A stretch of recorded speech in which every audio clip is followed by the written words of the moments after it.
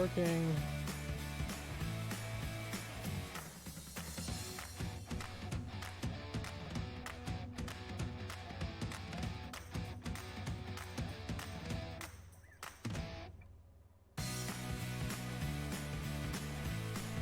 Oh, you should see this notice, Sean.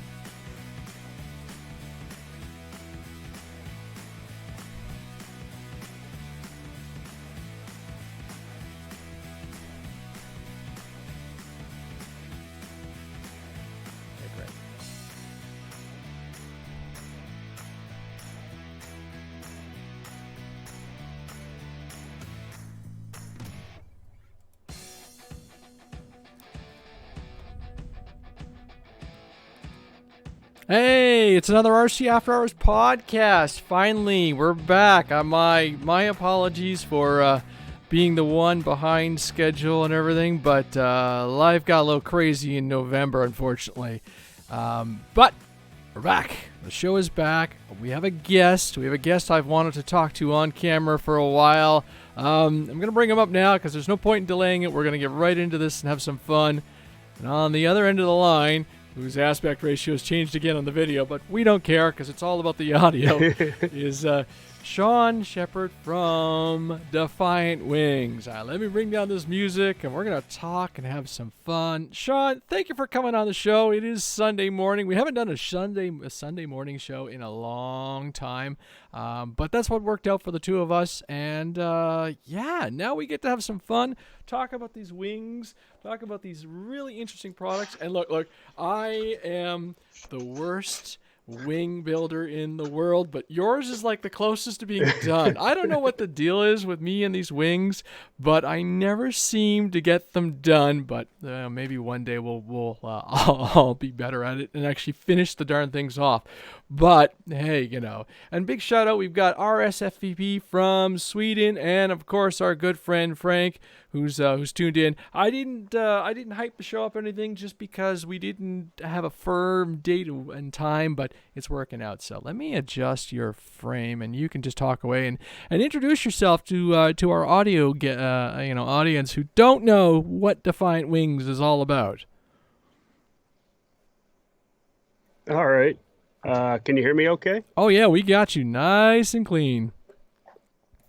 All right. Nice to finally be on the show. I've been a long-time listener, and it's nice to actually meet you somewhat face-to-face here. I wouldn't say you're the worst wing builder. I might say you're the slowest. Okay, builder. We'll go with that. We'll go with slow. Oh, yeah, that looks better. All right. My name is Shawn Shepard, and I started a little part-time after hours in my basement wing company called Defiant Wings. I think we are coming up, will be 2 years in February. So it's been a fun ride. And I get really the best part of it is I've gotten to meet a lot of really interesting people from around the world. So that's really been the best part of it for me.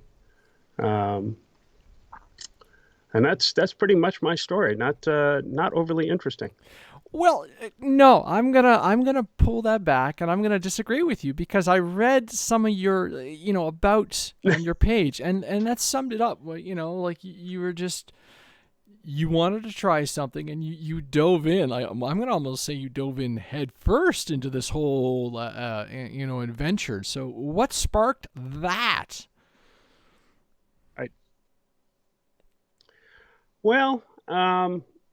So.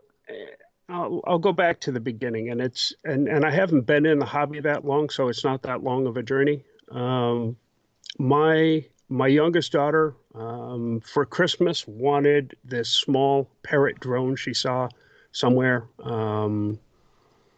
I forget where it was, but anyways, that's what she wanted for Christmas. So my wife and I got her this little drone and put it under the tree, and then Christmas Day came, and she pulled it out, and I put it together, and it was I don't want to say it was a life-changing moment, but it was an aha moment. It was the coolest thing I'd ever seen. So I thought, that looks like something I'd really like to get into. And I've got an engineering background, and I've always been a builder, whether it's cars or houses or furniture. It's always something I've done. So I thought, well, I should be able to build something like that. So I dove in, did the research, and built an AP rig, a 650 millimeter AP drone. That was, I think I've still got the frame around here somewhere. It was, the welded aluminum towel rods from Home Depot. It was scratch built, but it worked, and it really got everything started. That led into drone racing. Eventually, I think I saw that FPV video in France that pretty much everybody who got into FPV saw. And that really sparked an interest. So I did that, got into racing, and noticed that some of the guys that I was racing quads with also flew wings. And they'd bring wings, or they'd bring planes to some of the races and fly afterwards. And I credit the wing. I don't know if it's credit. I credit the wing conversion to Josh Noon, who's Slowjet, who's been doing this for a long time. And he brought a couple of wings and a couple of planes to a race. And, I thought, geez, that's something I got to do. And I got a VAS, Video Aero System spec wing, from scratch, just following along the videos. And once I threw that thing in the air for the first time, I was completely hooked. There was no coming back from that. The adrenaline rush, the twitching in the knees and the shaking of the thumbs was a lot, and it definitely sent me down that path.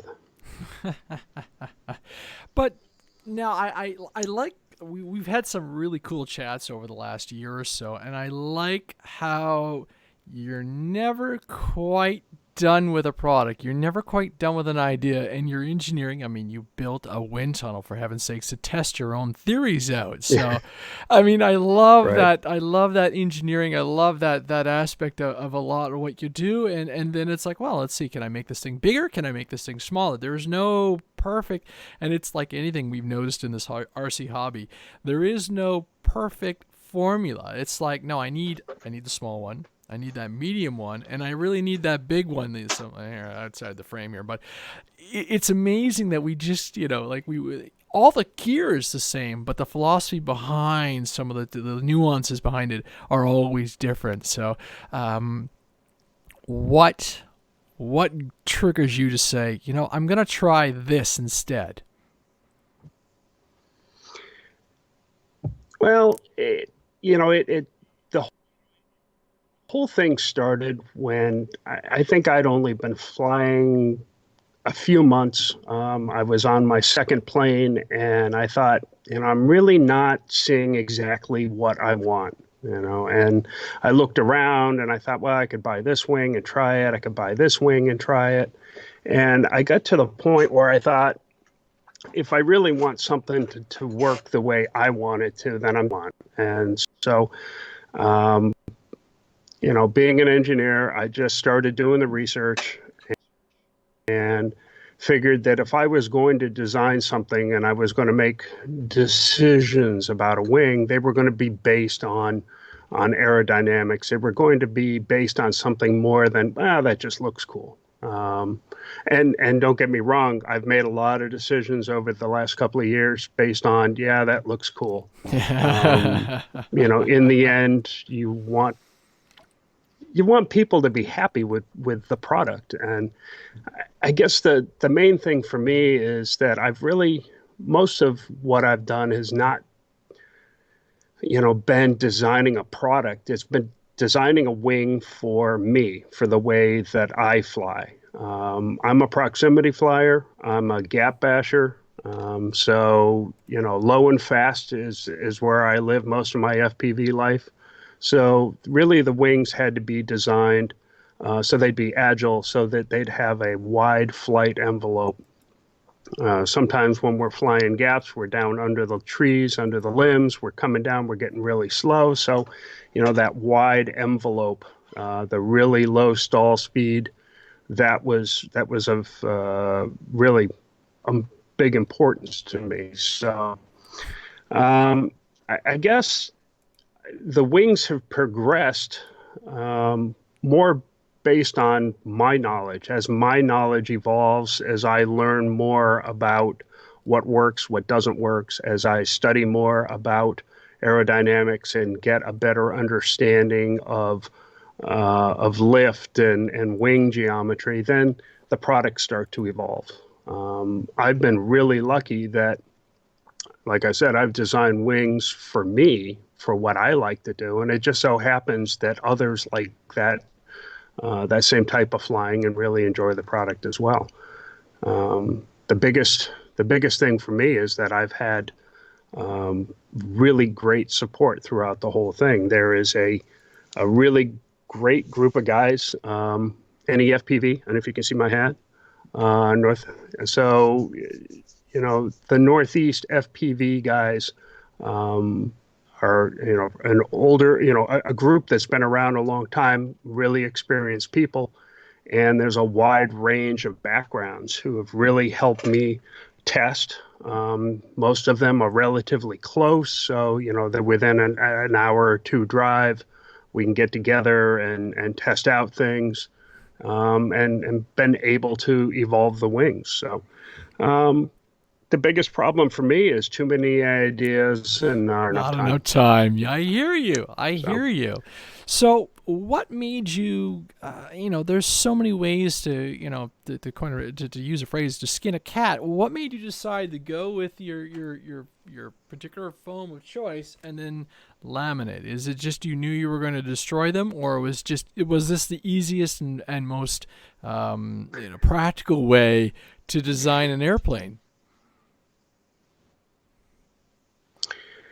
Well, I really really liked wings, and because I really haven't, I don't have a long-standing, history in the hobby. I mean, my first RC flying has been FPV, so I'm a horrible line of sight pilot. I'm working on it. I know I need to work on it. I'm just a really bad line of sight pilot. It's that whole flying back to yourself thing, right? I really liked. Oh yeah, I'm great going away. If only I had eyes in the back of my head and I could turn around when it was time to come back at me, I'd be okay. But yeah, it's the whole flying back to you thing that really gets me. So I mean, wings were what really captured my imagination, and I think it's the elegance and the simplicity of a wing. I mean, there's two control surfaces. Yeah, they're very simple, very elegant, but that's what also makes them very complicated in the design and the build, is that you only have those two control surfaces, and you really have particularly in pitch, and definitely, laterally, you really haven't got much. So I really looked at what others were building when it came to wings. The EPP seemed to be the way to go, simply because it was very durable, and for the type of flying that I like to do, most landings are unintentional when you're gap bashing. So yes, right. I don't have a lot of experience landing. I'm a fantastic crasher. Ask anybody. So I wanted something durable. And then I started looking to reinforce it, ways to coat it. And it seemed that, the FPV wing market pretty much had this in hand. And then when I started to do the research on the reinforcing and stuff like that, I realized that there was a lot of engineering principle behind it. And I did a video about a year ago, kind of outlining the structure of a wing and all the different components that go into a composite wing to give it the strength. So, um, that really seemed to be the right material. And from then it was really figuring out suppliers. Where do I get all of this stuff? And when I first started out, I was buying the single sheets from Flying Foam. And my first design was based on, if the size was based on the biggest wing I could get out of a single 2-foot by 3-foot sheet of foam. And that was the 42. So the 42 really was the first design. But getting started, I really have to credit that to the other manufacturers in the space. Alex Grieve at Video Aerial Systems, Ruben Hudigi at Sweep Wings, Anthony Watt at TBRC. These were guys who saw what I was doing, what I was posting, and without me asking, just reached out and gave me, all kinds of advice. Put me in contact with their suppliers. And Alex, gave me the phone number of his foam supplier, and Alex and I get our foam from the same person. Mm-hmm. Put me in touch with the spar suppliers, and Anthony's been fantastic about helping me with the hot wire. What the nuances of the hot wire cutter, the CNC hot wire cutter, and the right type of wire and diameters and heat ranges. And so, when I came into this, all of that was very new.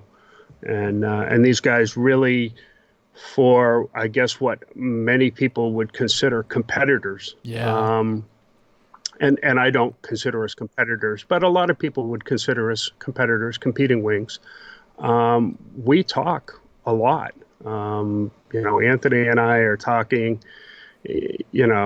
weekly, but, throwing ideas around.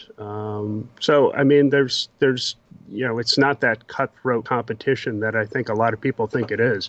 We're flying friends, we don't get to see each other that often, but, Yeah, so. You know what? I'll say it. If anybody can see the video behind me, there's a Chimera, a very special VAS Chimera. I got 2 wings from Ruben, and I have two products from Anthony. So it's I'm the slowest wing builder in history, but they will come along, and it's it's funny though, because none of my buddies here fly these kind of products, right? So I don't have a wing building buddy, but I'll get to them. I gotta sit down. It's a long winter. I gotta pull out the iron and just do it.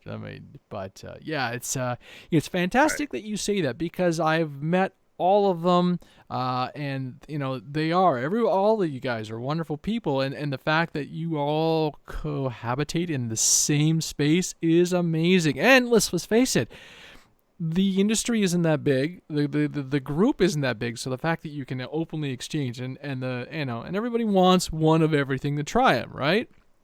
There is no one perfect formula, right, which is what you just said. So that is awesome to hear. And hats off to all of you for being able to do that. And I guess, is there a lot of collaboration when you do something like the spec wing for the racing? Well, the spec wing, the spec wing was unique.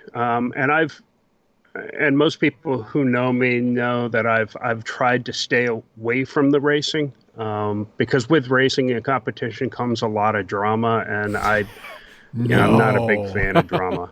I hear you. So the spec wing was a little bit different in that, it's like Formula One, right? We have a spec that we have to work from. So Alex designed the wing a few years ago. It was the spec wing was my very first EPP wing. It's a great wing. It's a fantastic wing to learn on. It has, certain characteristics that, being a symmetrical airfoil, it doesn't have the greatest stall speed, but it's a race wing. So really stall speed is not a big deal. I looked at what some of the other guys were doing. Anthony and I have talked about the spec design. I've spoken with Alex about it. So, yeah, there's some collaboration and just making sure that what I designed, wasn't going to cause drama. I didn't want to get into the situation, and I know there's been a lot of drama around the spec wing.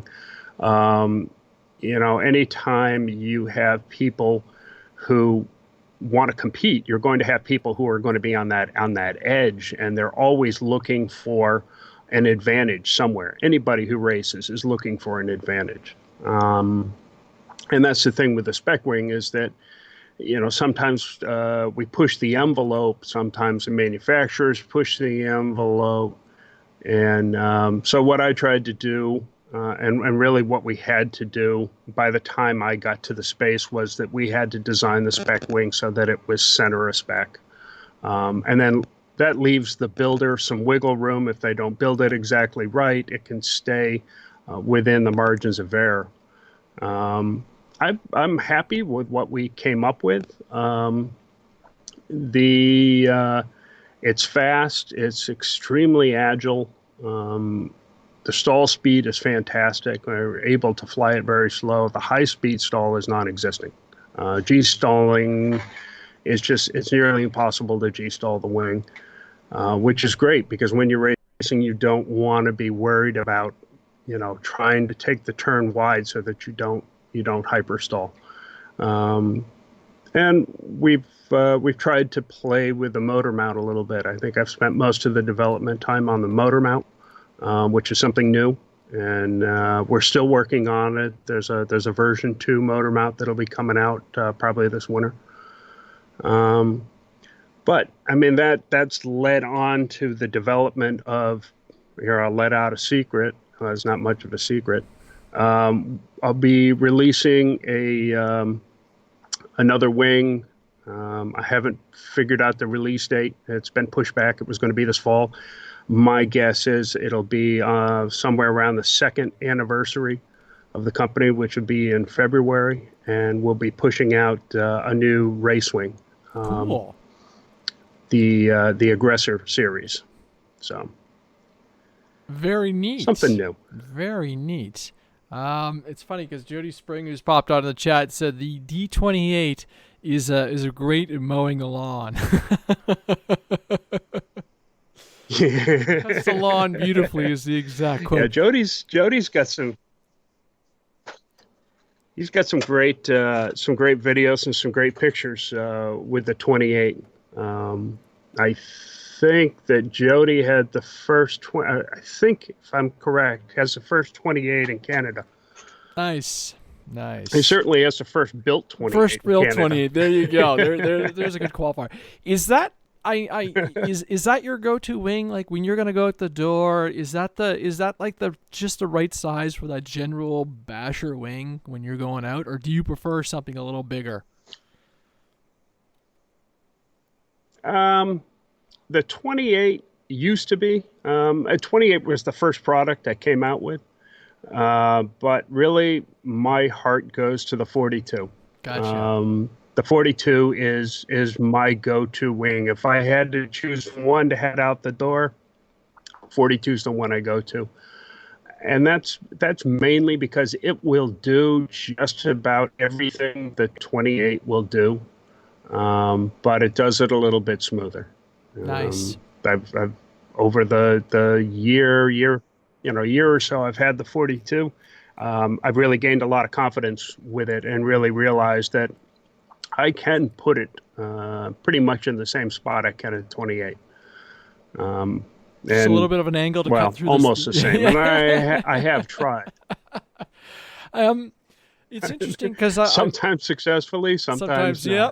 I when I got my first flight test wing, the Arrow, and printed the center mod, man, I put that poor little foam wing through so much damage. Like when it was finally done, I was flying, and the guys are like, "Are you okay?" I'm like, I was getting vertigo from flying it, and it was so worn out that the foam wings were flexing in the turns.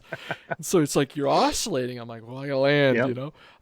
What I like seeing here, I've got the 42 pulled up on the website, and it's the 3D printed files and the fact that you share them. And is this you, or is this part of the whole community contributing to ideas? Like, like I noticed the little front skirts to protect the camera mount, and so on. Are you drawing from your community, or is this something you just dream up and click and make them?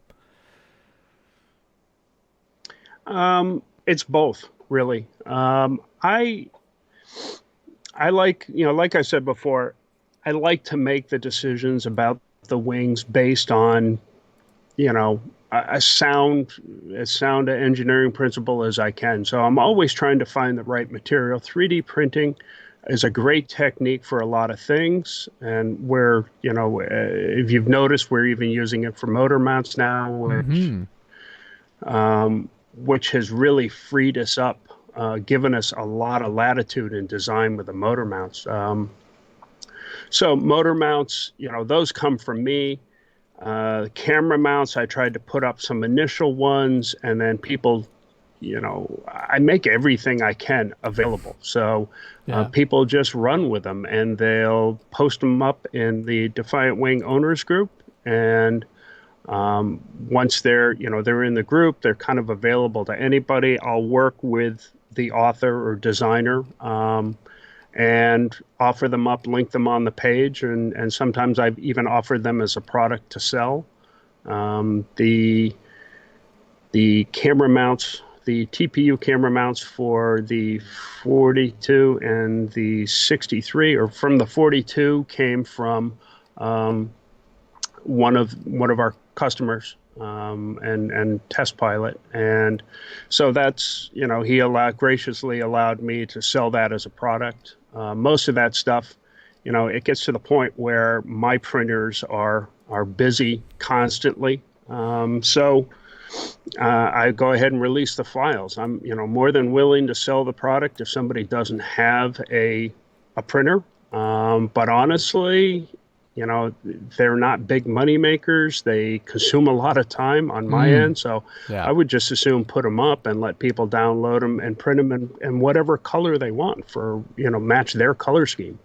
So, the guys have been great. There have been so many things that have been designed and developed for these.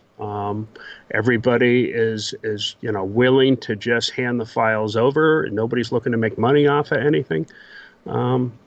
And that's, I like running the business. I like Ruben, and Ruben will tell you, I'm not a great businessman. And Ruben's the same way. And you're not going to Anthony's retire the same off way this, too. Eh?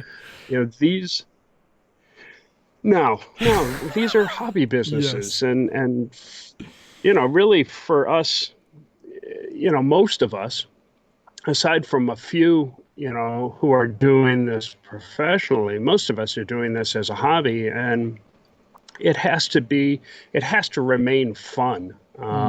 It's not going to be a big money maker. It's never going to be, unless we get into commercial sales or government sales or something like that. You're never going to make a lot of money off of somebody's hobby, at least not in the small groups that we have. So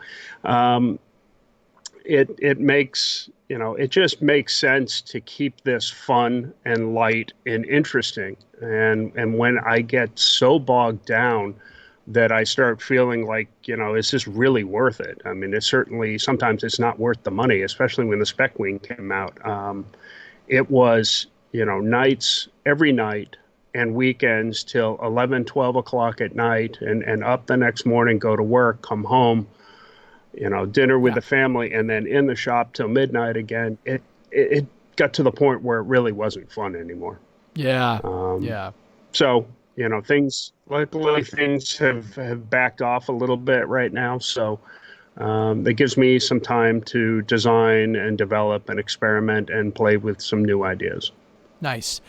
Going back to the 3D printing, do you see this technology? I mean, I'm testing a unit behind me called the Sapphire Pro, and and then to the right's my trusty old A8, ANET A8. Do you find the 3D technology, 3D printing technology runs hand in hand with some of the stuff you're doing, designing your wings? Like it's a complementary technology? I guess that's the right term to use. Oh, definitely. Yes, definitely. Um, there's it, like I said before, it gives you a lot of latitude in your designs. If we were stuck still designing with just foam and plywood and what we could cut out of plywood, then, or bend out of aluminum, I think that, we would be really limited in what we could come up with. And I think we've seen over the last couple of years now that 3D printing has become extremely affordable. I run a trio of Ender 3s in the back, Mm-hmm. and they're fantastic. But, one of the things that we're running into is we're running into limitations in the material. Luckily, the 3D printing industry isn't happy unless they're always striving to create something new. So, I'm starting to experiment with some more exotic materials. I've got some friends who are in the industry, and FPV Berg, who is hooking me up with some great techniques, changing how I print things, but also hooking me up with some more exotic filaments. Cool. Starting to look at some glass-filled PLAs and some carbon-filled nylons and things like that are much stronger, have higher temperature ranges, are easier to print. Don't melt Well, in Ohio in the relatively middle of easy to summer. print. Exactly. I haven't The tried. glass-filled PLA is really nice. Nice. I haven't tried anything flexible yet. I've just been printing with PLA, and of course I've got a bunch of spools that are starting to show their age and everything. So I've been learning to deal with all that. But the TPU sounds really interesting. I may have to try that. But is that something that you really have to slow down your prints for? I do. TPU is an interesting. I love TPU. It certainly has a place in camera mounts and certain pieces. I've tried to experiment with it in motor mounts, even at 100% infill, and it's really just it's extremely rugged. But the TPU that I use is just too flexible. Hmm. My printers are all Bowden tube printers, but the tolerances on the Bowden are tight enough that I can print TPU, but I do slow down to about half the rate um, that I would normally print. I think if you went to a direct extruder, I think you're seeing that people can print those at the same speed they would print PLA. It's just with the Bowden.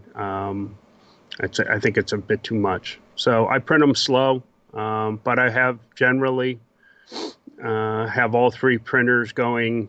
I wouldn't say 24 hours a day. 24 hours a day on the weekend. Certainly going overnight on these big prints. The session and the GoPro 6-7 mounts for the 63 and the 42 will take 12 to 14 hours to print. So Wow. And you yeah, I'm kind of looking.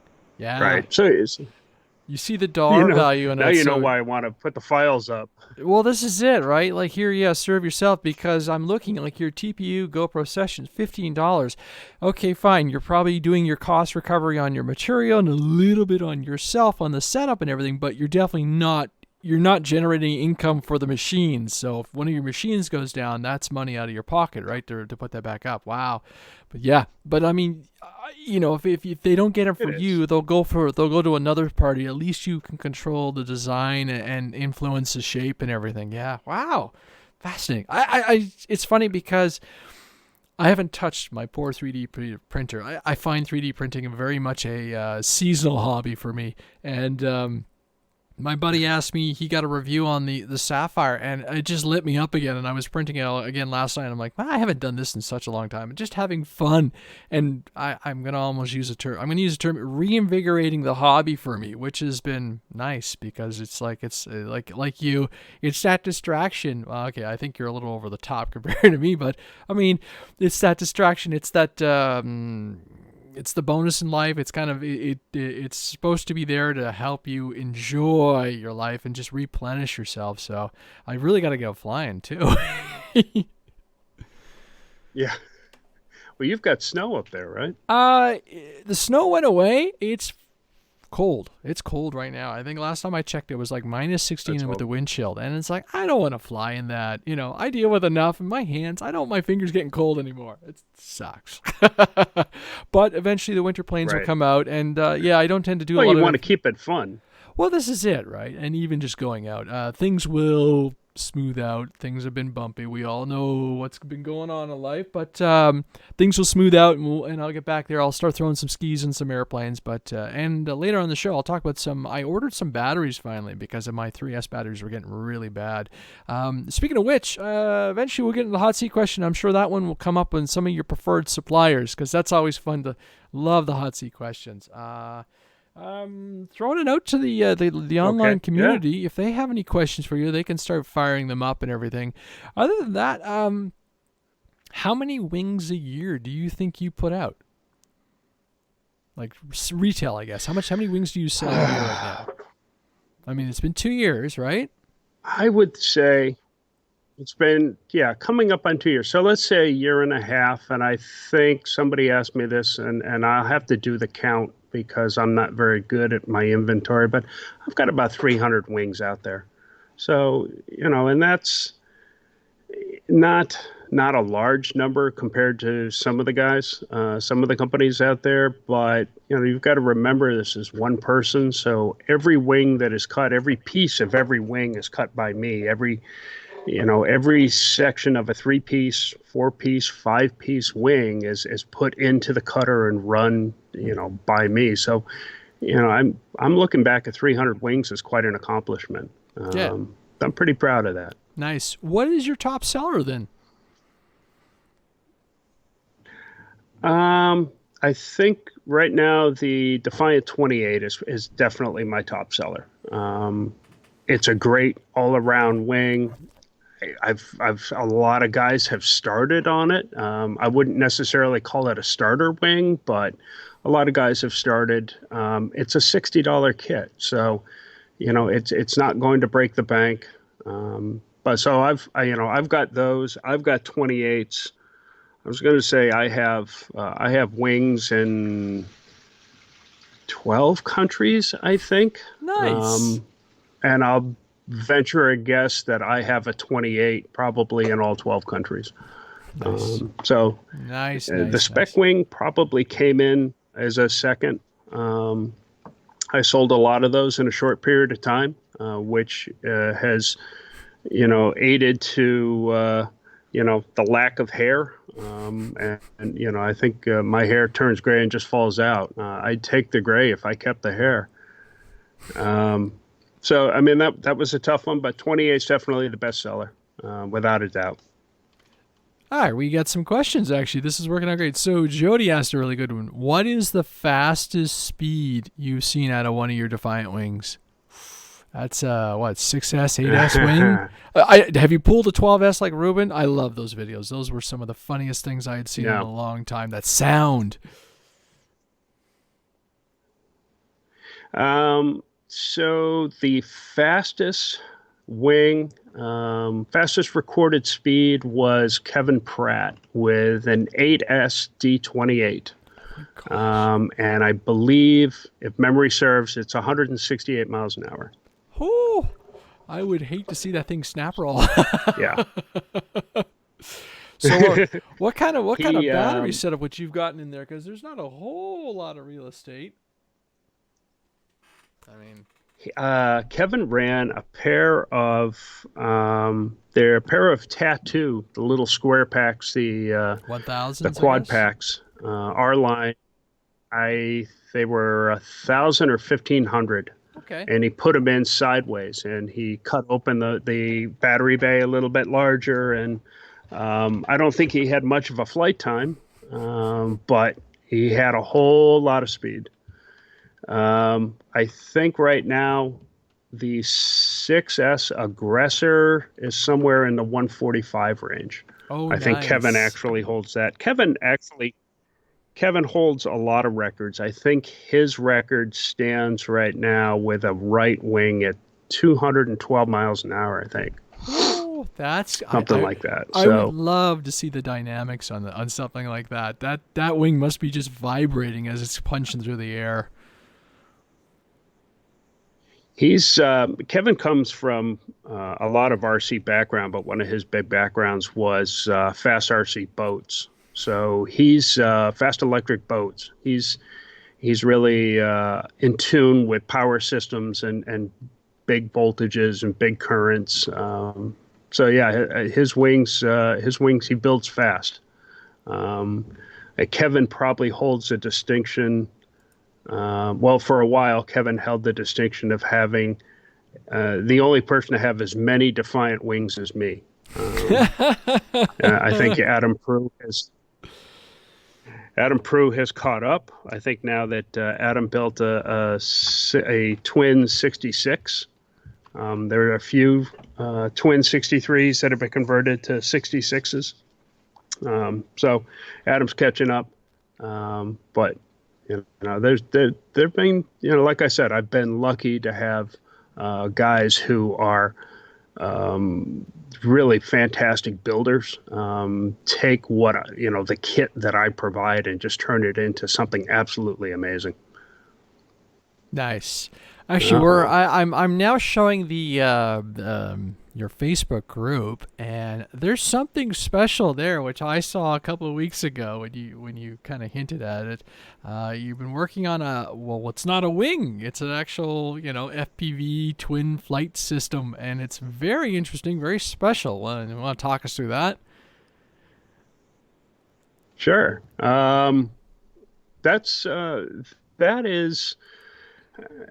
That was going to be my winter flyer. So the idea was I wanted something that, well, we'll get into that.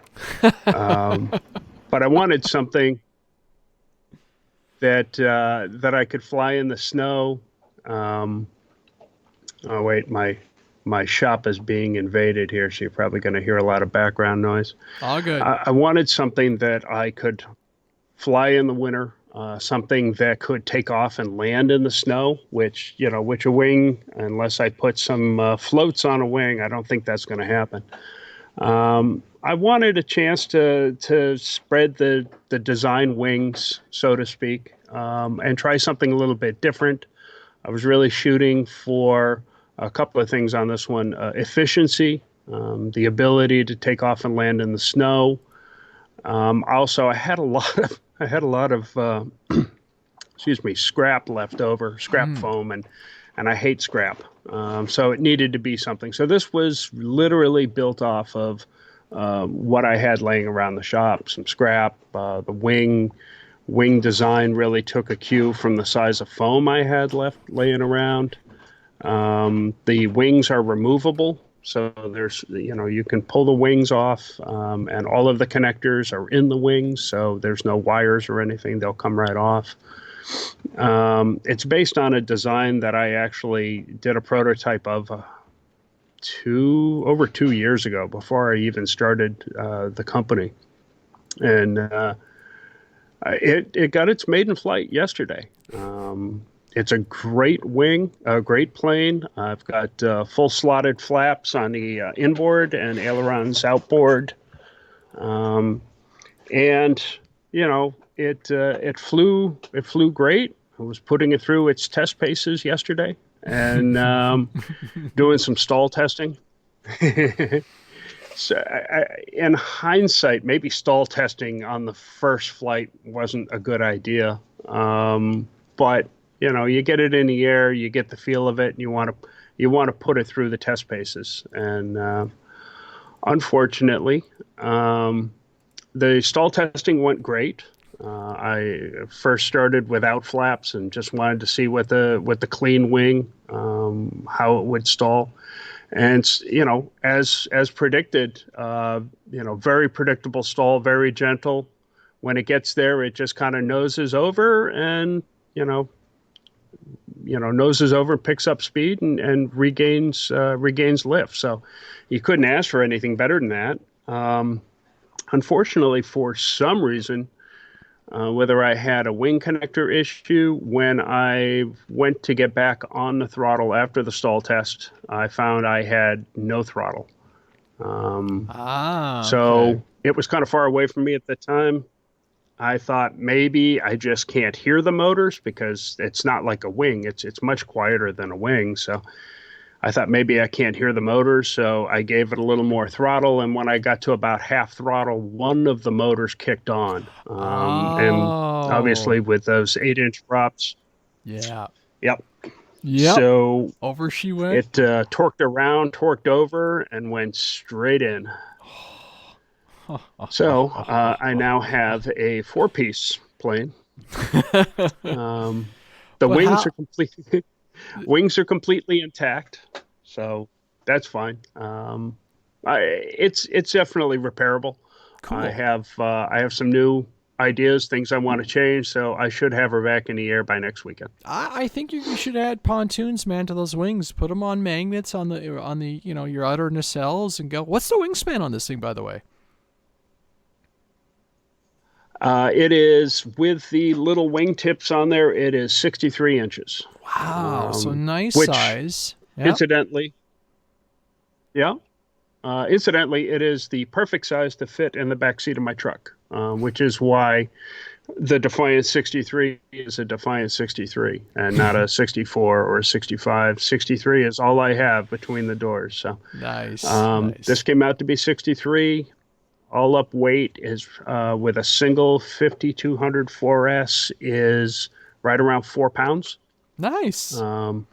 So it'll, even without flaps, she'll take off easily off the grass. And we're running 2212 1250 kV Sunny Skies on it with a pair of 8x6 APC props, and cruising. I had it cruising yesterday, actually gaining altitude at about 6 amps. So that's 6 amps across the two motors. So that's 3 impressive. Amps apiece. Yeah, you'll be up for a bit. Yeah, I was really happy. Nice. So I'm going to describe this one to the listeners. It's basically. So it's a flat, well, it's a long wing, 63 inches as described. The fuselage has a little, I guess it almost has a little bit of like a FTC duck, and then the back end of it is a V-tail configuration. So why the V-tail? Is it just because you had the parts? So they're... I had the parts. Originally, I had done a V-tail 2 years ago because, it was... I think it was interesting. It was different. Are you picking up a lot of popping? Yeah, I'm getting your popping. Yeah, I think you moved your mic there. There you go. Yeah.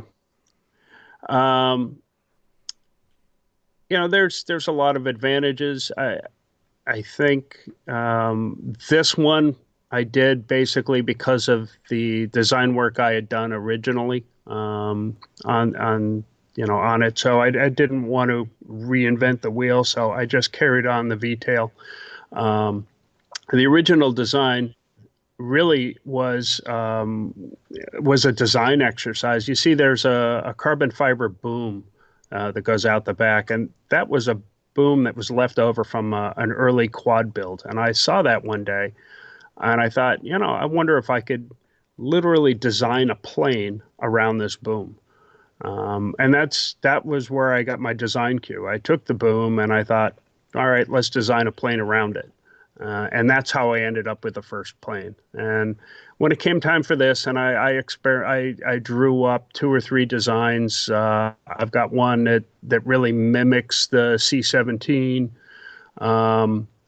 I've got one that, is much more conventional, like a C-130 type design.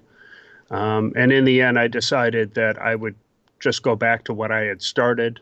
This really didn't have any intention of making this a product. This was for me. This was my relaxation to get away from the business a little bit and just design something that I wanted to play with this winter. But when I started sharing some of the pictures, the interest really peaked, and I think I've got at least a dozen guys who said they would buy it and didn't care what it cost. So, it's a complicated build, and I think I'm going to spend some time trying to simplify it, refine it, and this spring, who knows? It may end up being a product this spring. Cool. Nice. I've been happy with it so far. Yeah. So we'll see. Yeah. It's like I'm sorry. I'm a twin motor prop guy. It's just they for whatever reason, and I could totally see these things with some pond. This thing might even float on water one day. You never know, right? You have to try it. So very cool. Actually, I'm looking at some of the questions. It should be waterproof to some degree, right? So you should be able to plane with that. That'd be kind of neat. Just put some pontoons on the end of it, and you have no tail to worry about dunking. So yeah, it's kind of, I love it. I love the look of it and everything. It's interesting. Jody Springs brings up a really interesting point, and we'll talk about this. He says, will there ever be a Sprite version 2? He says his weighs in at about 168 grams. And he says, will you ever design a wing that'll sit in the sub 250 class, so a little bigger, so this 2.5 Sprite, Do you see a lot of questions on that subject matter in the sub 250 gram class? I haven't gotten a lot of questions about it. The Sprite was an interesting plane. And, it really came out of one of my test pilots, Adam Prue, said, hey, we need to come up with something. And when he says we, he means me. I need to come up with something that he could fly around the backyard. So we agreed on an 18-inch wing. And, foolhardy as I was, I should have thought harder about that. An 18-inch wing is just a brutal design. Aerodynamics, when you start getting that small, especially on a swept wing, it gets really difficult. The Reynolds numbers get so slow. And one thing that we found was that, we were getting so much stagnation with the lamb on it that we just weren't getting enough energy into the boundary layer over the top of the wing, and it was just stalling out at anything past, lower than half speed. So it was it's the only EPP wing that we make that doesn't have lamb on it. So we're using that roughness of the EPP as thousands of little vortex generators to excite that boundary layer on top of the wing. And it's worked out well. It's, a lot of people buy it thinking it's a beginner wing, and it really is not a beginner wing. It's an easy build, but it's hard to get it flying exactly right. When it does fly, when you've got it tuned in, it flies great, but sometimes that can be tough. If we're looking for something in between, I think, the design, we could go slightly larger and look at hitting the 249. I wouldn't rule it out. This one was brutal. This was the longest development I've ever had on a wing. This one took a lot of time to get right. Am I incorrect in thinking? I probably got 24 of them. Nice. Am I thinking that the CG must be really hard to hit on this? You must have a really tiny window to get that CG right as well. Yes. It's not hard to hit. It just has to be hit exactly. Yeah. And what we found is that most of the electronics on this sit on top of rather than inside, because it's so thin. So you have to measure CG on this upside down like you would on a low wing airplane, right? So, you make your CG marks, you turn it over and measure CG upside down is really the best way to do it. Now, I've seen Adam is a fantastic line of sight pilot, and he's taken this wing line of sight. Yeah, he went a little overboard with the paint job. I was expecting a cease and desist from Sprite any day, but he'd take it out and put his headlamp on at feet meet and just shine it up at it, and it looked like it was made out of reflective paint because all you could see in the black sky was this little plane. And it'll do amazing things, but it is the build and the setup. You almost have to forget everything you know about setting up a wing because it doesn't set up like a normal wing. The throws are extremely small, and people who follow the instructions have had good success. People who look at it and go, "Oh, I know how to build a wing. I built 1,000 wings," generally run into problems. They're overthinking it, and they just need to step back and follow the directions. But yeah, it's a fun little wing, and with like a 2S 800 or 2S 1000 in it, you can just cruise along at 20 miles an hour under the trees for 20 minutes. It's just, it's a fun. I always like to say it's a fun little FPV wing that doesn't take itself too seriously. Nice. It's not a speed demon, although there are some who have gone 4S on it. I can't even imagine what that's like. Nice. Every time you design something, and this happened with the 28. The 28 was meant to be a 3S gap basher. And when I finally, put it in the hands of people, the first thing they did was go 4S, 6S, 8S, and they turned it into a rocket. It really wasn't designed for that. As it turns out, it handles it quite well. Even a twin. But it was really meant to hit the small gaps. Yep, we've got the twin sprites. We've got twin sprites, twin 28s. We have twin everything now. Every plane that I manufacture, there is at least one twin out there. So, again, that's what I really enjoy is seeing. That's what I love about the group so much is seeing what these people are doing with this, white foam that I ship them, these pieces. They're turning them into absolute masterpieces. Yeah. Going, crazy with them. Super setups. There's some big long range setups with, all kinds of flight controllers and GPS and the whole thing. So the 63 and even the 42 make great long range planes. The 63 can carry, 12,000 milliamps without even knowing it's there. And if you wanted to go long range and you wanted to go lithium ion, you could keep it in the air forever. Beauty. Okay, you know what? I'm going to touch on two more points for you, and then I want to hop into some of the hot seat questions, and I think we've actually had a fantastic show. There are a lot of fun comments, too, in the chat. So, number one, you just mentioned about the batteries, and talk to me about how you've seen the evolution of the technology that you put into these planes. We've gone from these, depending on the size of the craft, but we always seem to come back to saying the same thing where the multi-rotor technology really is we've benefited from the miniaturization, the power's come up, the battery capacities have come up, and we've just been able to, I look at a quad and I see, that's 2 to 4 planes right there. Right. Yep. So, it's funny because, and I'll probably alienate a lot of wing and fixed wing guys, but I came over from quads. So I guess, there's always that rivalry between the two.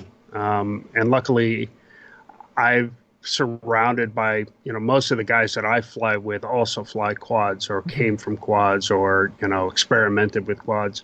I think certainly the technology is moving faster on the quad side. The race quad, the battery technology certainly has moved, in the smaller packs, certainly a lot faster on the quad side. And even the larger packs for some of the commercial rigs, I think really bleeds over into what we do.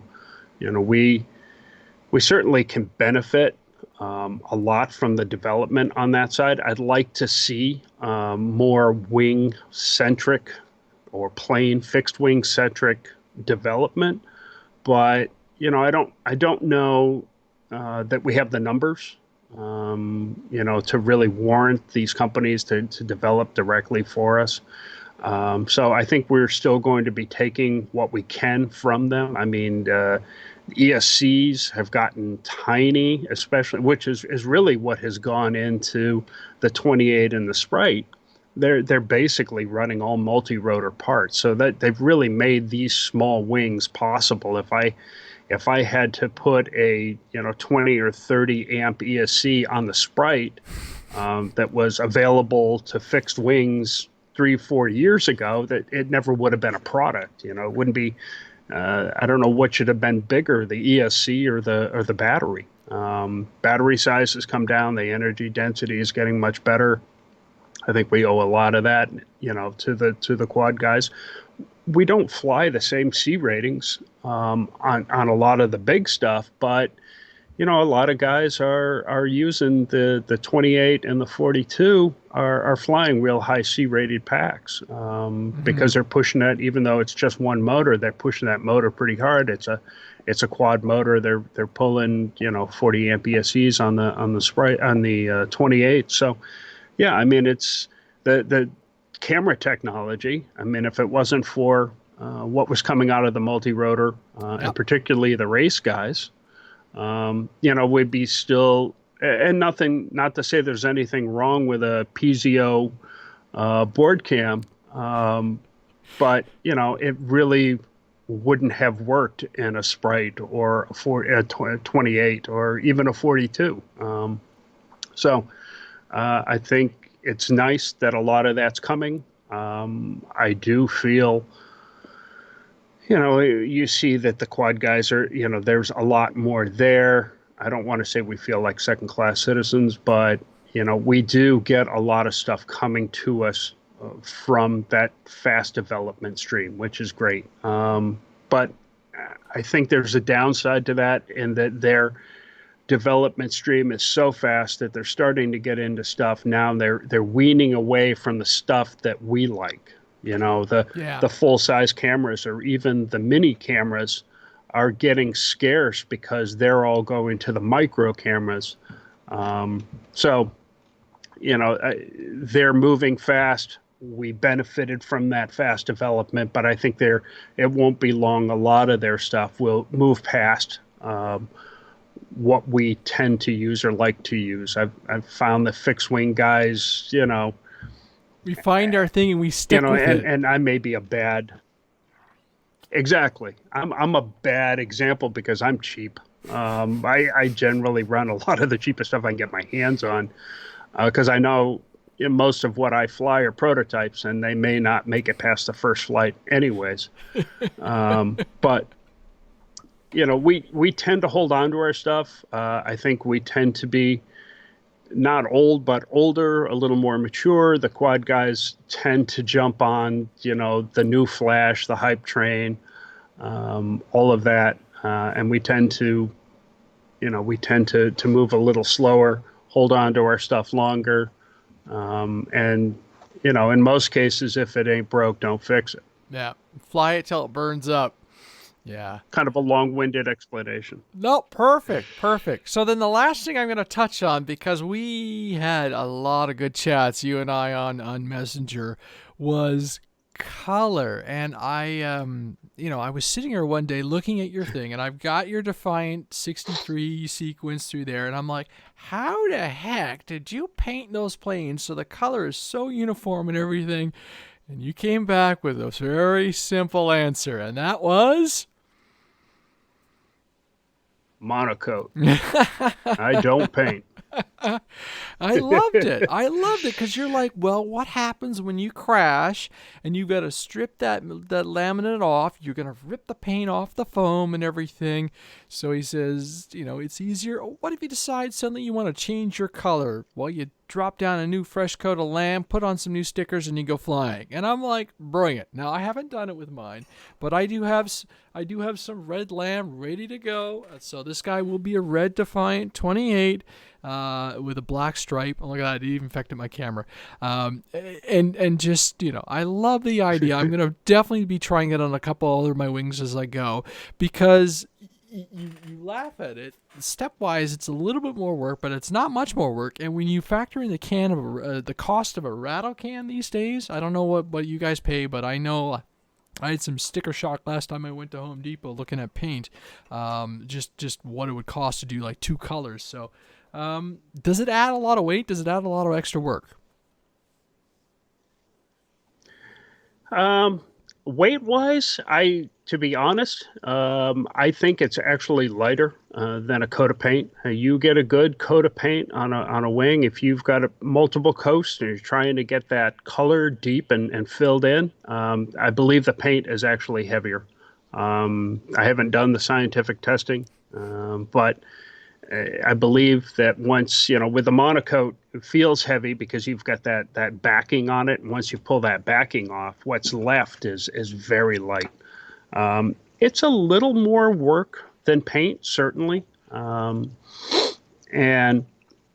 I think that the final product outweighs that little bit of extra work. It's really like laminating it twice. The monocoat has some tips and some tricks to it, but it's a lot like laminating again. And I guess if you're the big hang up on a wing is having to laminate it, then monocoat probably isn't the right choice. But what I like about it is if I really enjoy laminating a wing. While it was, the scariest thing when I first got started, it really is kind of that Zen moment where you can sit down and take your time with something. And nice thing about, laminating a clear wing without any paint under it is that if it doesn't work out, you just rip it off. You don't rip your paint off, start again. And the same thing with the monocoat. If the monocoat's not going down right, just heat it up a little bit, pull it right off, and start again. There's with those two products, without paint being under it, there's nothing you can't undo. So you can hit the reset button and start again. I got into it because I was building so many prototypes and I was building them fast. I didn't want to spend the time, to paint a wing, wait for it to dry, and then laminate it and get it in the air and have it, completely fail on the first flight. It was complete garbage, or, it got destroyed. So what I tend to do is I build the wings white, I laminate them, test them, and if it turns out that it's something I'm going to keep, then I'll put monocoat over the top of it. So, the ones that you're showing, the 63, the 42, and the 28 all have monocoat on them. They're all first cut prototypes. Those are originals. The 63 and the 42 definitely are originals. So those are unique in that I made changes for the production wing, but those are both prototypes. Nice. And they still look great. And the 42, the 42 is my everyday flyer. It's hanging behind you there in the video. Yes, yep. And I do have a video on my channel about using monocoat over the lamb. So if you're interested in it, go ahead and check it out.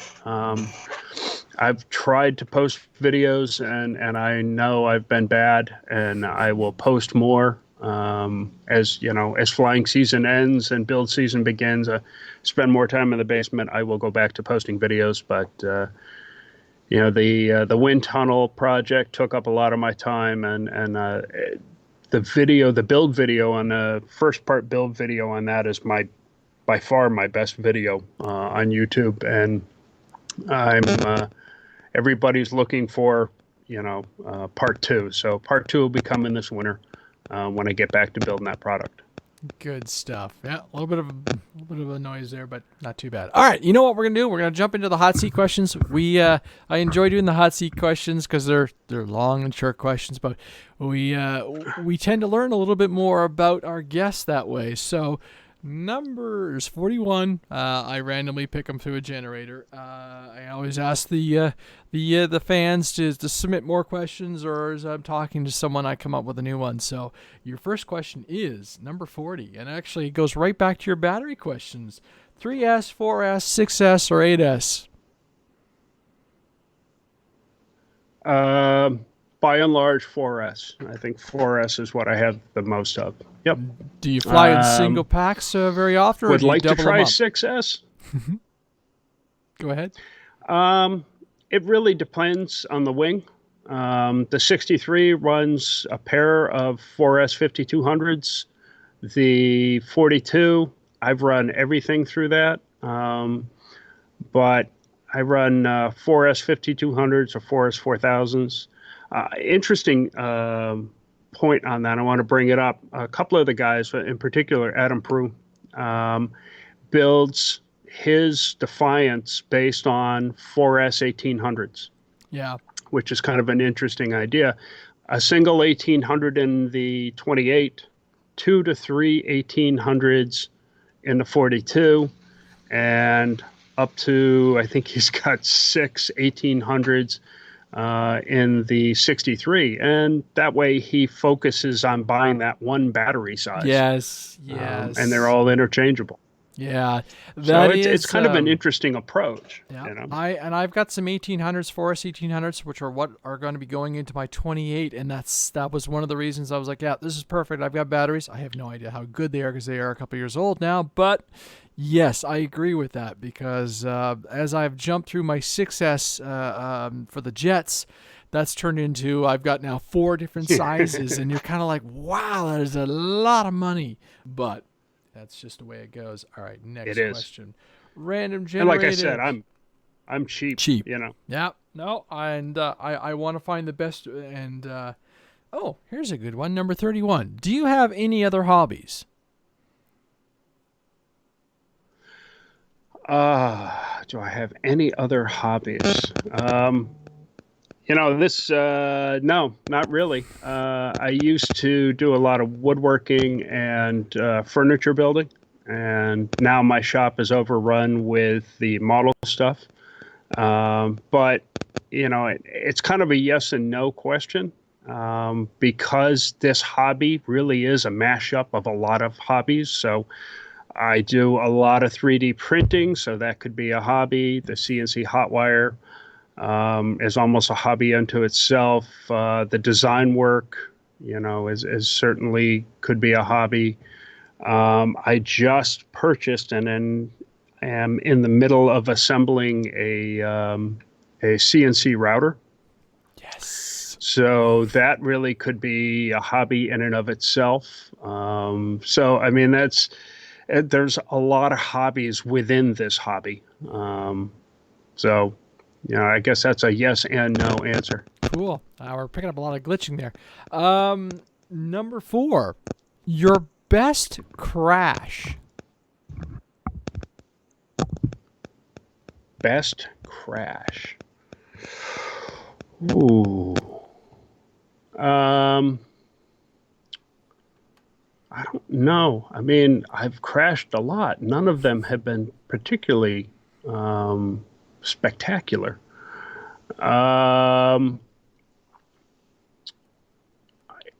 The biggest damage from a crash probably were some of the early prototypes, either the twin prototype or the early 42 prototypes when they were built out of rigid foam insulation. When you literally got one flight out of them, and if you hit anything, they completely turned into sawdust. I think those are some of my biggest crashes. That's the nice thing about EPP wings is that you very rarely have a crash that isn't repairable, whether it's, tape and glue at the field, or, spending a weekend or a week rebuilding it and getting it back out there. I'm not sure I have a single wing here that is so far gone that it won't fly again. Nice. And that's what I love about EPP wings, is that, they're very durable. Nothing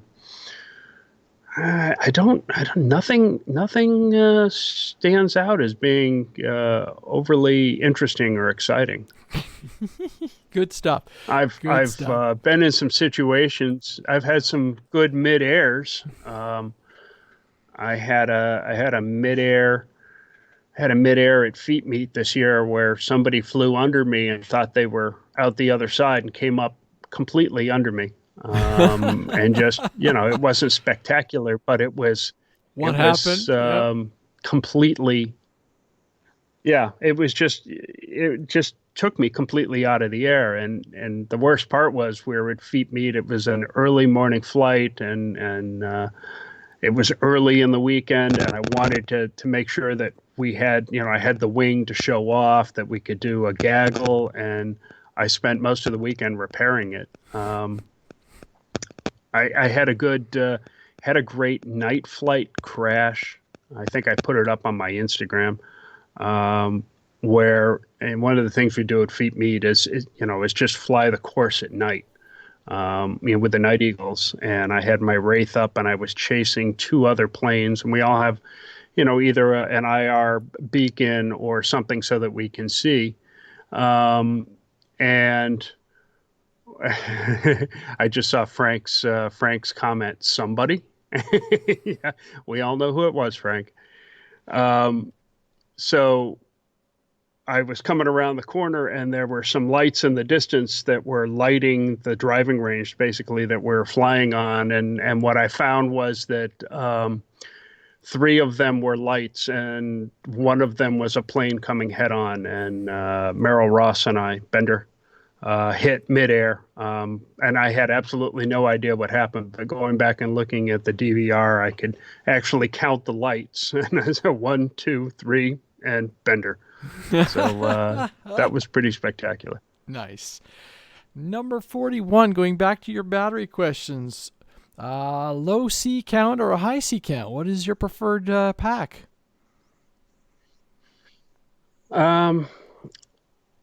I prefer, it's a good question. I prefer to fly what is appropriate for the craft. So I like a high C pack on something like the 28. And I usually run a moderate, like a 40 C pack on the 42. When I get up to the 63, I can start running lower C packs, because I just don't fly it that hard, to need that high C rating. And when you're running those high C rating, you're leaving a lot of weight on the table. So I'll fly low where low's appropriate and I don't need the weight. I'll fly high where weight really isn't an issue, and that I'm looking for something that's going to sustain that voltage higher. Nice. Ooh, a little different question. I don't know if you're going to be able to... Well, I think I know what the answer is. So number 20 is glow, gas, or electric? Well, that's pretty easy. Yeah. I should just know better. I had a glow boat once. But, yeah, no electric. Yeah. Do you have a favorite brand of servos? No, I don't. Like I said, I'm cheap. And I tend to use what works. Anything smaller than the 42 gets Emax. The cheap Emax 12 gram, 15 gram servos.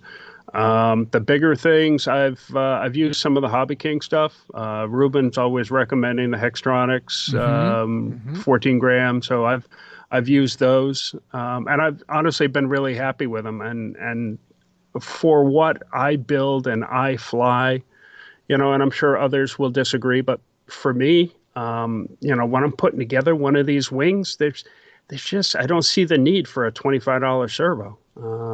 Maybe something that was bigger and more expensive, and you needed the torque. But in most of the stuff that I fly, even in stuff that I have just absolutely bashed, servos tend to be one of the things that survive. And I've retired wings, not because I didn't fly, just because they became saggy diapers over time. And I pulled the cheap Emax servos out of them and put them in new wings. So I'm, like I said, I like to spend my money where it makes the most sense. And for most of the wings and planes that I build, that's not the servos. Yeah.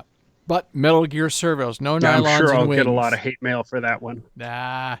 No, everything is Metal Gear. Everything's Metal Gear, but you do the nylon. It's a $6 Emax servo. Yeah, and you do the nylon servo thing once. You do What's one that? wing, you do it once, and you learned don't do nylon in a wing. Yeah, I had what was it? My Versa wing, my flight test Versa wing, and I had a 15-minute hike into the woods, into the deep snow to go get my wing because and in she went. I'm like, oh man. So, okay, number 9, and it's a follow-up to the servo question. What is your favorite brand of radio?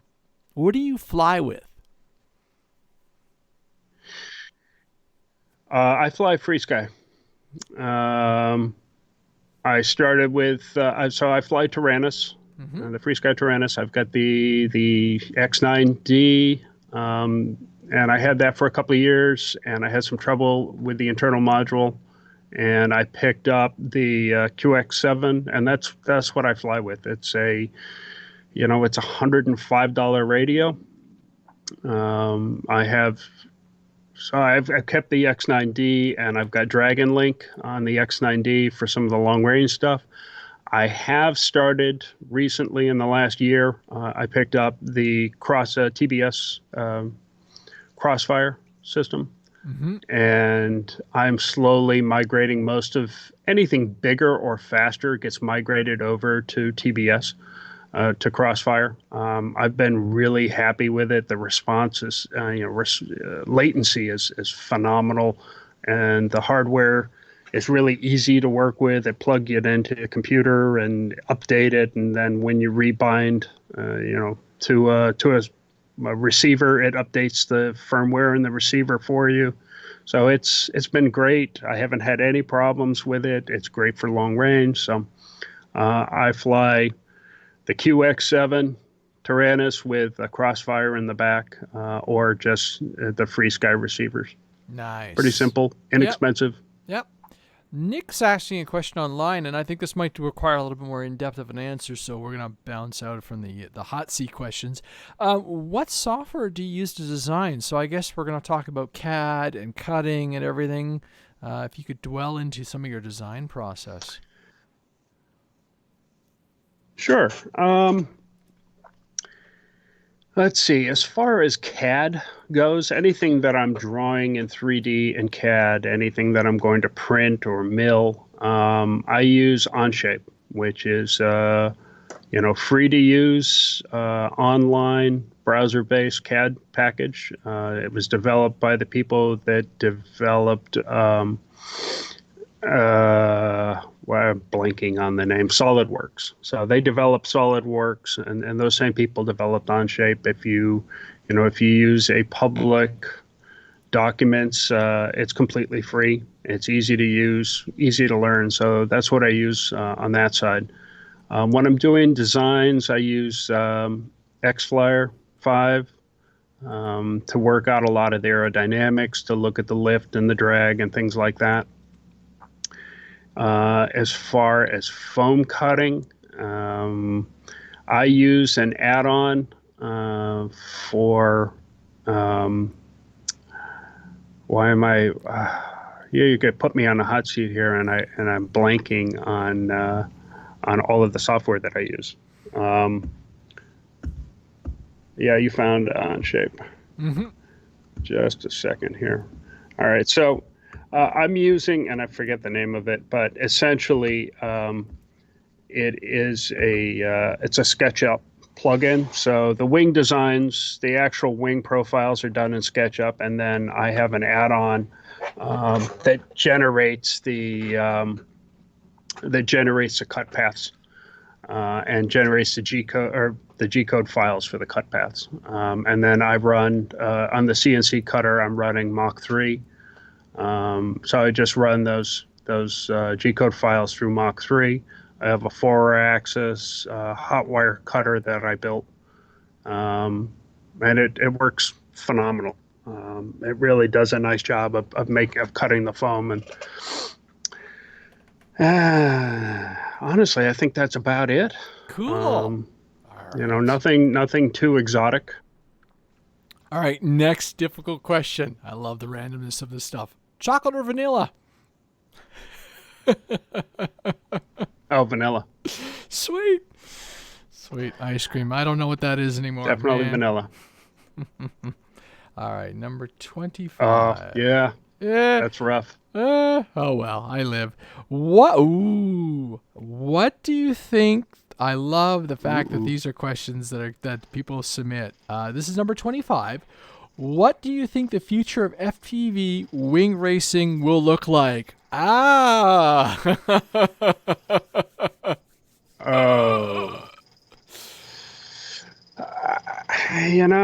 That's a tough one.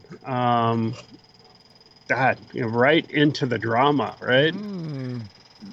I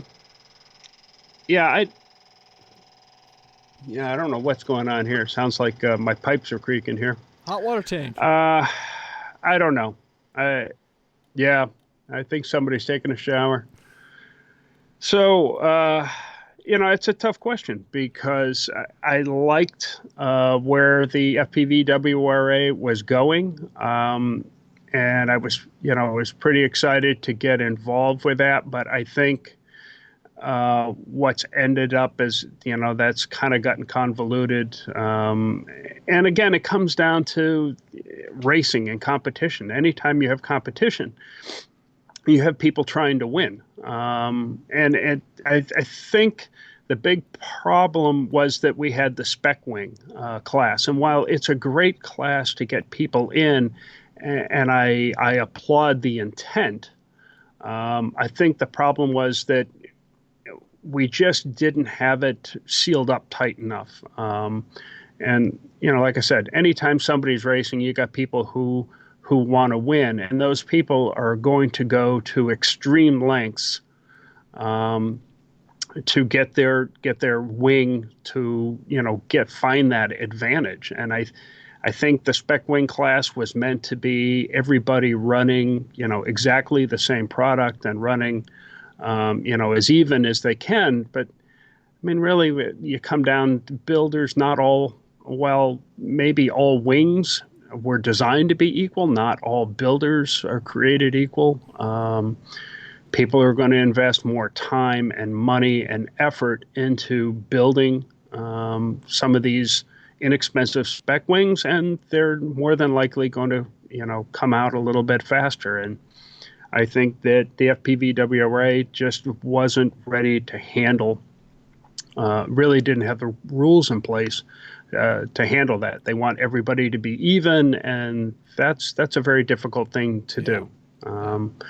I personally would like to see sport class and unlimited class and even micro class become more of a focus. The spec wing has really been the focus of most of the races, but I personally would like to see sport class really become the focus, loosen it up a little bit, and actually go racing.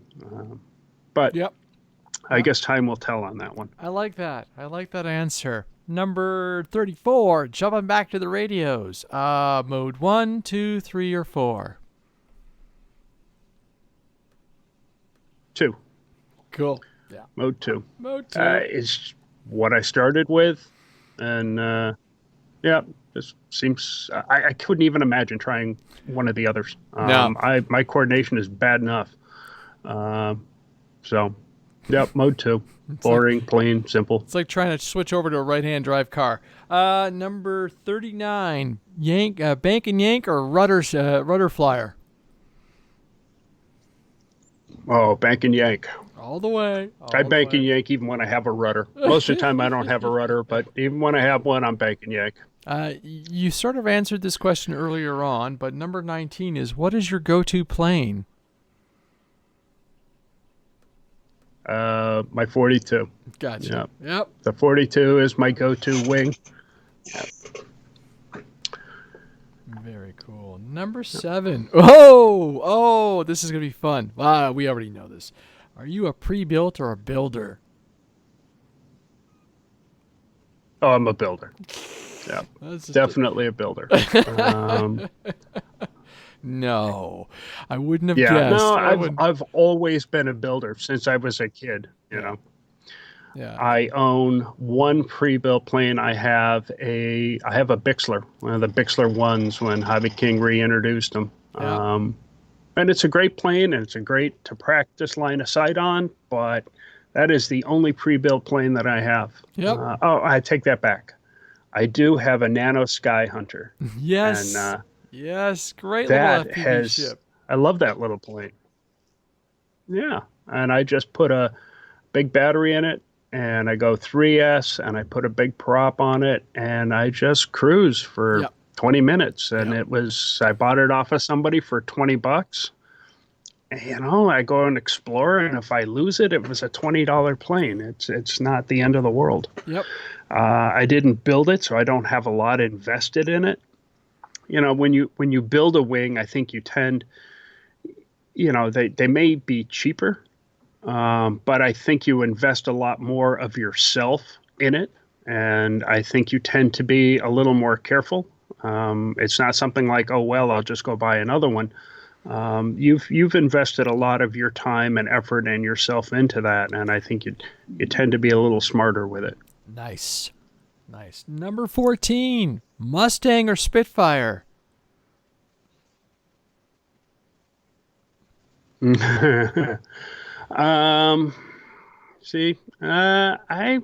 gonna go Mustang on this one. Although, to be honest, I've never had either, never flown either, but I'm gonna go Mustang. Nice. All right, so we're getting into repeats here. Come on, random generator, make it interesting.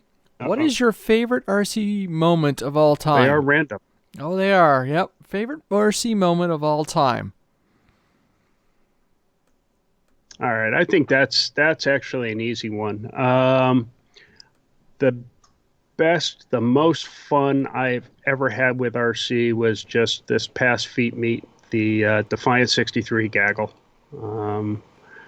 That's got to go down in history so far as my best, most favorite RC moment. It was eight wings, 8 63s or 66s. I think we had 2 66s, and of the total, I think there were 3 twins, and so 8 63, 66-inch wings in the air at the same time, in formation over the flight line. Just was an amazing sound. I think you put up a picture earlier there, that one right there. That was how bad my launch was. So what happened there was it was a horrible launch. We all launched, and Colt had a 360 camera set up behind a flag out of the way, and I found it, and I took it completely off the pole. I found it. It was a hairy takeoff. I wasn't sure, but everybody, it was a gaggle, so we had the air to ourselves, so everybody at Feet Meet was watching everybody launch. So I didn't want to screw up the launch. I almost did. I think everybody else got in the air fine, but you're talking 63, 66-inch wings that are large, but they are overpowered, certainly. They're loud. They're aggressive. Frank was there. Frank was part of that. He flew his twin. Um, it was just audacious. These wings. You've got 8 of them in formation flying, 80 miles an hour over the flight line was just an absolutely amazing sound. Awesome. And just the comments from people around, everybody excited. I put out a request for footage. I wanted to do a video. I have a video up on the YouTube channel of the flight. I mean, I got air footage, ground footage, DVR. I think I had 2 or 3 terabytes contributed of data. I mean, it was just amazing how much data and how many people had a camera out filming this thing. So Cool. definitely the highlight of my FPV career. Nice. I like that. And like you said, the bigger wings. I mean, it's a spectacle. It's a sight to see. Everybody gets to see them because they're not trying to track these little, and they've got the cord, they've got the colors. Yeah. Nice. Question number 5. And even at our Go ahead. Yep. I said even at our furthest distance away, you could spot exactly which wing was which. I mean, you could just tell who was where. It wasn't, it's not hard to follow them. They're massive, they're brightly colored, and they're loud. Look at that. Look at that twin shot. Nice. Number 5. Fast or slow?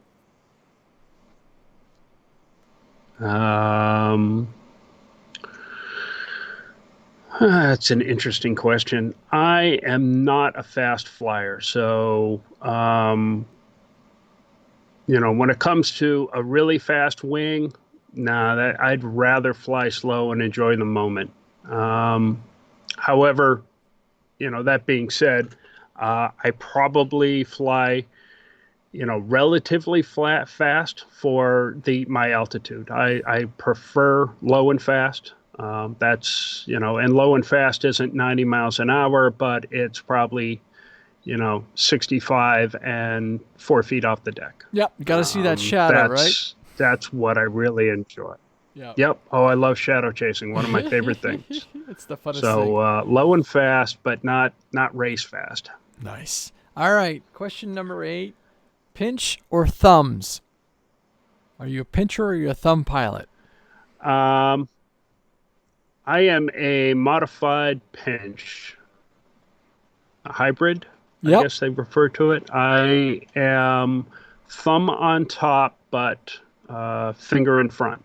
Interesting. Yeah. It just gives me more control, and I adopted that when I was racing, because when I was racing quads, the adrenaline would get to the point where my thumbs would shake too much, and I just could not, keep my flight smooth enough with my thumbs moving. But being able to then just slide the finger in front of the stick was enough to steady them. So I'm definitely a hybrid pinch. Ditto. I got I've had people call me out and I'm like, look, that's just how I fly. It works. Look, I'm flying. Yeah. Number 35, the Velcro question. So, is this the fuzzy on the battery or fuzzy on the fuselage? Fuzzy on the battery. Yes. That one's been like Definitely. 100% answer. We've had this discussion. Yeah. Oh, yeah. I think we put the fuzzy on the stuff that's easy to remove, because that's the stuff that's the part that gets so messed up. Yeah. Yeah, exactly. Well, Shawn, I have to say, I think we've had a really fantastic podcast. I really appreciate your answers and your honest banter on a lot of the subjects. Is there anything you want to add to any final shots and parting comments that you want to put out there to the community and everything who are listening? No, I mean, I really enjoyed it. This was a lot of fun. It was a long time coming. We've been talking about this for a while. Mm-hmm. I really enjoyed being able to get out and, and kind of share my thoughts on it. Check out, just a shameless plug, check out Defiant Wings. See We have a user group, Defiant Wing Owners Group on Facebook. Just it's a closed group. Just go ahead if you're interested. Go ahead and request. I'll let you in. Let's see if what we're doing is something you think is interesting. It's a great group full of a lot of experienced pilots that, I started the group and I don't like to admit it, but it really is my product support. Being a one-man company, it's tough to have, to be in that support role. And really, the Defiant Owners Group is really my online product support. There's a lot of great people there. If you're looking for me for anything, Facebook, Defiant Wings, Instagram, YouTube is all Defiant Wings. And I just let everybody know that I'm kind of, like I said, I'm designing for what I like to fly, and it just turns out that a lot of other people like the same thing. Yeah, and you know what? I'll put it out. I guess that's about it. I don't. Yeah, no. I completely agree, and I want to throw in the fact that I am the slowest builder. These things are not hard to make. There's some really good tutorial videos. If you are into building, if you're into doing anything like the flight test planes or anything, this is just another step, another technique. You get the right tools, the right glue, and you do it. This thing is almost ready to go. I just need to throw the electronics in there, do the CG, throw it in the air, try it, throw on my lamb, and I have a finished wing. I just have to actually sit down and commit to it. A couple of things I learned, a couple of things I am going to do after this thing is revisit my power system. I'm just running a 20 Emax motor, but I think I'm going to change up my ESC because what you were talking about and the one I have I feel is too heavy. So some really good valuable tips. But yes, check out his website. I will throw everything into and his social media. I will check out. I will throw it into the comments for the podcast so you can see it. These are really phenomenal products, and I think if you are in that ready to make that jump to that different kind of wing, you want to check them out because, like I said, I think they're indestructible. Well, I'll find out pretty fast, but there's so many options and everything. I wouldn't say indestructible, no, but they're okay. they're pretty durable. There you go. That's it. So, I'm going to finish off the show. Shawn, you can stay on if you want to, but I'm going to finish off a couple of the points and just thank all our Patreons and everything. I am going to be doing the finishing off and setting up the best of 2019 products. We're changing it up a little bit this year since it's just me, and I'm not going to say what I think is the best plan. Well, I will, but I want the community to vote, so I'm going to be setting up that document. I've had a lot of submissions from various people through the Patreon group and online and everything. I'm going to keep opening that up for comments, and we'll do a poll. I don't know when the show is going to be because I got to look at we're in now December. Holy moly, eh? I don't know when that's going to happen, but it's going to be probably towards the end of the year, and we'll do the best of. And I'm opening it up to more than just a product that was made in 2019. Stuff that stood out, stuff that was valuable, stuff that and we're talking the whole range. And maybe I will have to start, looking at different elements, like people like what Shawn does and everything, because they, that stuff needs to be propagated and everything, and included in this thing. I get too focused in on the plug and play lifestyle, and because I'm lazy and I just want to go flying, but I do need to finish these wings, and I will this winter make a huge effort. I think one day it's just gonna be like this mass laminate day, and I'll go and I'll laminate everything. And I got a Warlock to build as well. I know you've got one as well, right?